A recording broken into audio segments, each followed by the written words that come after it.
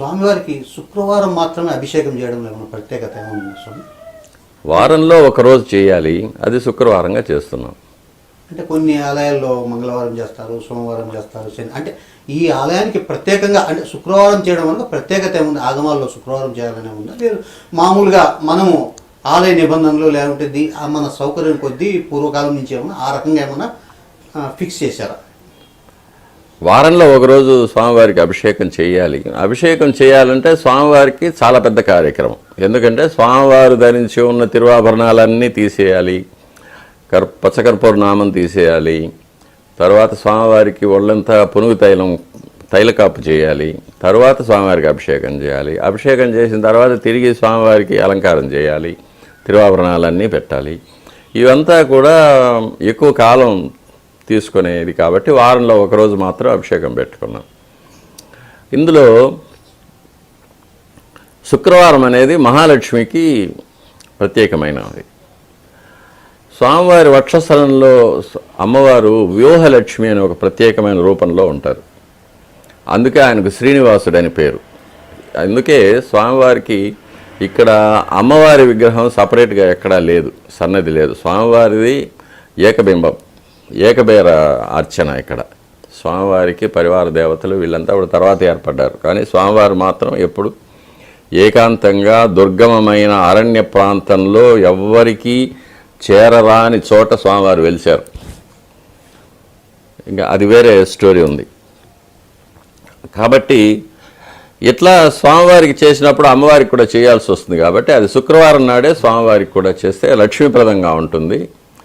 అట్లాగే వక్షస్థలంలోని అమ్మవారికి కూడా పసుపుతో హరిద్రోదక స్నానం తిరుమంజనం చేసేస్తామంటే స్వామివారికి అమ్మవారికి ఇద్దరికి ఒకేసారి అభిషేకం అయిపోతుంది అనేది ఇది సౌకర్యం కోసం అది ఏర్పడింది.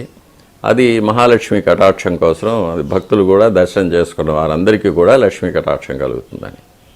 ఈ ప్రక్రియ అంతా అభిషేకం ప్రారంభించి పూర్తయ్యేంత వరకు ఎంత సమయం దాదాపు? అభిషేకం మాత్రం 1 గంట సేపు జరుగుతుంది. 4:30 నుంచి 5:30 వరకు జరుగుతుంది. తర్వాత నిజపాద దర్శనం.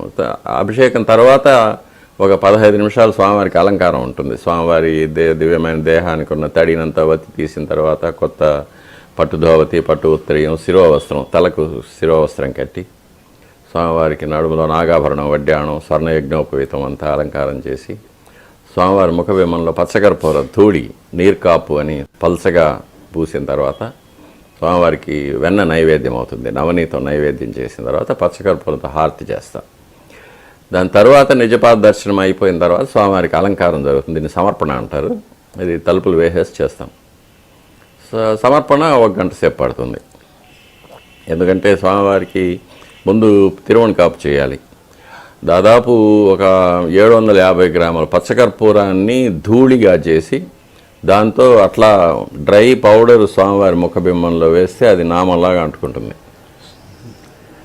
దాన్ని సరిగ్గా షేప్ చేసిన తర్వాత మధ్యలో కస్తూరి తిలకం, అది మధ్య నల్లగా వేణుపత్రాకృతి అంటే వెదురు ఆకు షేప్లో చేస్తారు. దాన్ని చేసిన తర్వాత స్వామివారి ముఖానికి పునుగు తైలం లేపనం చేస్తే ఈ దీపాల కాంతికి అది తల మెరుస్తూ బుగ్గలంతా ఇదిగా కనిపిస్తూ ఉంటుంది, నవ్వినట్టుగా.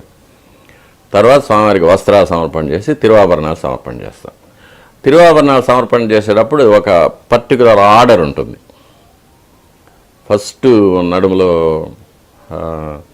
సాదా వడ్డాణం, తర్వాత నాగాభరణం వడ్డాణం, తర్వాత గంటలు మొలతాడు అనే దశావతార వడ్డాణం, తర్వాత సూర్యకఠారి, అందెలు, పాగడాలు కట్టిన తర్వాత మళ్ళీ సాలగ్రామ వస్త్రం, కటారి వస్త్రం, ఉత్తరీయం, దాని తర్వాత మళ్ళీ చిన్న కంటె, పెద్ద కంటె, పులిగోరు పథకం, యజ్ఞోపవీతం, గోపు, అష్టోత్తరహారం, లక్ష్మీహారం, చతుర్భుజ లక్ష్మీహారం, తులసిహారం, సాలగ్రామ హారాలు, అంతకుముందే కర్ణపత్రాలు, శంఖచక్రాల కవచాలు, కటిహస్తం, వైకుంఠహస్తం, నాగాభరణాలు ఇవన్నీ సమర్పణ చేసిన తర్వాత చివరిగా కిరీటం సమర్పణ చేయడం జరుగుతుంది. కిరీటం సమర్పణ చేసిన తర్వాత స్వామివారికి బంగారు పాదాలు పెట్టిన తర్వాత స్వామివారి వక్షస్థలంలో పైకి లోపల వ్యూహలక్ష్మి ఉండిపోతుంది.